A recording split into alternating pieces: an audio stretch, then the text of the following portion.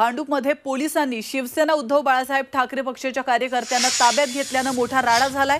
तर मतदान केंद्रावर ईव्हीएम मशीनचा डेमो ठेवल्यानं पोलिसांनी ही कारवाई केली आहे। पोलिसांच्या या कारवाईमुळे आमदार सुनील राऊतांनी संताप व्यक्त केलाय आणि त्यांनी पोलिसांना तंबी देखील दिली आहे। कार्यकर्त्यांना अटक करू नये असंही त्यांनी पोलिसांना बजावलंय। तर पराभवाच्या भीतीने रडीचा डाव सुरू असून कायदा हातात घेणाऱ्यांवर कारवाई केली जाईल असा इशारा शिंदेंनी दिला।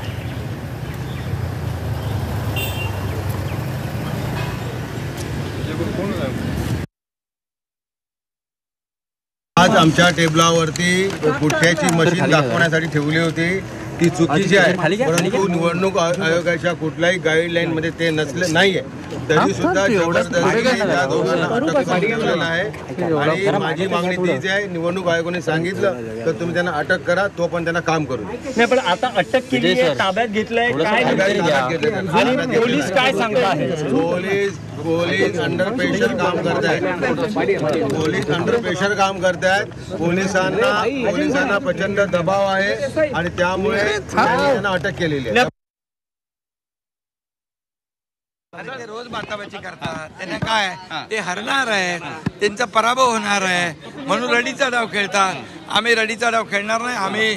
आम्ही लोकांना मतदानापर्यंत मतदान करायला घेऊन जाणार। हा रडीचा डाव त्यांना पराभव दिसू लागलाय, त्यामुळे हे सगळं चालू आहे। पण साहेब दोघं आमच्या भिडलेले आहेत, भाई काय म्हणाल कुठल्या मुद्द्यावरती मतदार कायदा हातात घेऊ नये, कायदा सुव्यवस्था राखण्याचं काम पोलिसांचं आहे। कायदा कोणी हातात घेतला तर त्याच्यावर कडक कारवाई केली जाईल।